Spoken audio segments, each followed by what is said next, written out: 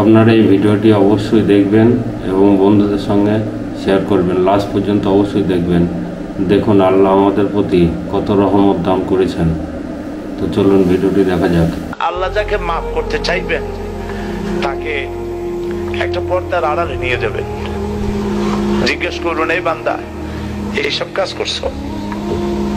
এখন আল্লাহ জিজ্ঞেস করতেছেন, সে তো ভয়তে অস্থির হয়ে যাবে, কেঁদে পাগল হয়ে যাবে। আল্লাহ করিবেন আমার মাফ করে দাও।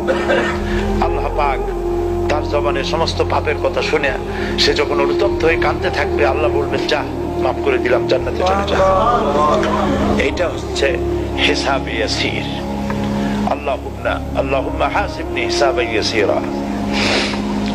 কাবা শরীফ মানুষ যখন তাওয়াফ করে, এই তাওয়াফের ষষ্ঠ তাওয়াফে একটা দোয়া আছে। এই দোয়া আমি যখনই পড়ি আমি চোখের পানি রাখতে পারি না।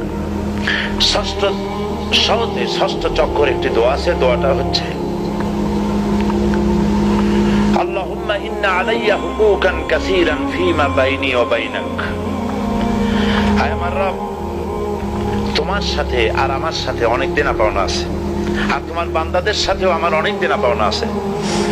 তা আমি তোমার বান্দাদের কাছে যে বিষয় ঋণী আছি, সেই ঋণ পরিশোধের জন্য তুমি আমাকে যোগ্যতা দাও, পরিশোধের তৌফিক দাও।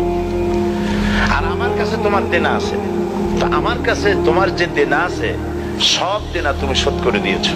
আমার চোখ দিয়েছো, মুখ দিয়েছো, কান দিয়েছো, স্বাস্থ্য দিয়েছো, বউ দিয়েছো, বাচ্চা দিয়েছো, টাকা দিয়েছো। আমার কাছে সৃষ্টি করে তোমার যা দেনা ছিল তুমি সব তো শোধ করে দিয়েছো, কিন্তু তোমার দেনা তো আমি কিছুই শোধ করতে পারিনি।